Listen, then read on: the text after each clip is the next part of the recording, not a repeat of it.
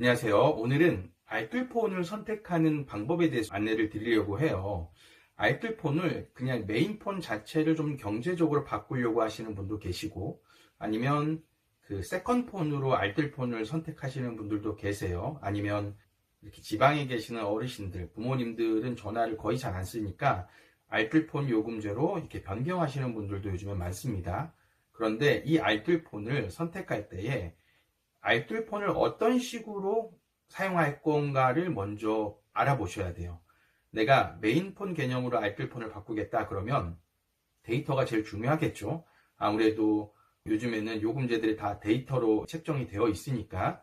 근데 그게 아니고 그냥 업무용 폰으로 쓰겠다 그러면 기본적으로는 그 통화가 무제한으로 가는 게 맞죠. 그래서 알뜰폰 요금제를 선택할 때 데이터, 그 다음에 통화, 이 두 가지를 어떤 걸 우선순위로 둘 것인가를 고민하셔야 됩니다. 그런데 일반 그냥 생활하시는 분들이 업무나 뭐 그런 거 상관없이 그냥 메인폰을 알뜰폰으로 바꾸겠다라고 할 때 하나 더 신경 써야 될 게, 이렇게 바꿨을 때 내가 인증 부분은 괜찮은지. 아무래도 이제 통신 3사 아래에 딸려 있는 그 알뜰폰의 경우에는 간혹 가다가 인증 문제가 속상하게 하는 경우도 있어요. 그래서 오늘 알뜰폰 요금제 어떻게 하면 좋을까, 어떤 식으로 선택할까, 여기에 대해서 구체적으로 안내 드리겠습니다. 첫 번째는 데이터가 중요합니다. 만약에 그냥 이 알뜰폰이 세컨폰으로 역할만 한다, 뭐 업무용 폰으로 한다, 아니면 뭐 학부모님들 같은 경우도 그냥 개인의 그 메인 전화번호는 노출시키고 싶지 않고, 그러나 아이 상담이라든지 또 뭐 학교 공지라든지 이런 것들이 그 카카오톡으로 오는 경우도 많잖아요, 요즘에는. 그럴 경우에는 데이터를 그래도 최소한 2기가 아니면 1기가 정도, 그리고 추가로 그 데이터 무제한이 느린 속도로, 그래서 뭐 1기가, 2기가 플러스 정말 느린 속도가 400kB 정도 되거든요. 그러면 카카오톡 문자로 왔다 갔다 하는 거는 돼요. 근데 답답하실 수 있죠. 스케줄표라든지 이런 것들이 이미지로 받기도 하고, 또 간혹 뭐 우리가 필요한 서류 같은 거 사진 찍어서 이미지로 보내기도 하니까, 그렇기 때문에 1기가나 2기가 정도의 데이터를 확보해주는 요금제로 선택하실 것을 추천을 드리고요. 그게 아니고 나는 뭐 택배를 한다 또는 아르바이트를 하기 위해서 세컨폰이 필요하다, 이럴 때는 그래도 데이터 양은 어느 정도 있으셔야 돼요.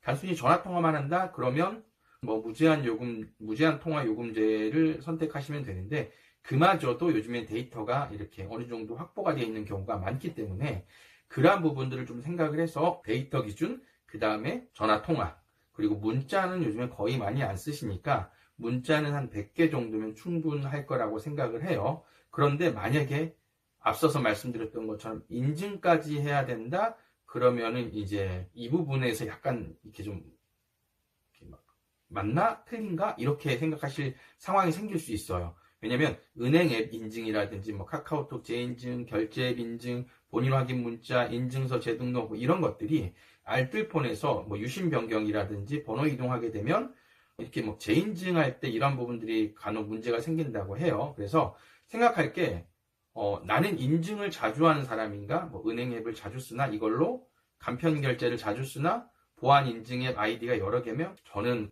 메인폰으로 알뜰폰을 가는 거는 조금 물음표가 있다라고 생각을 하고요.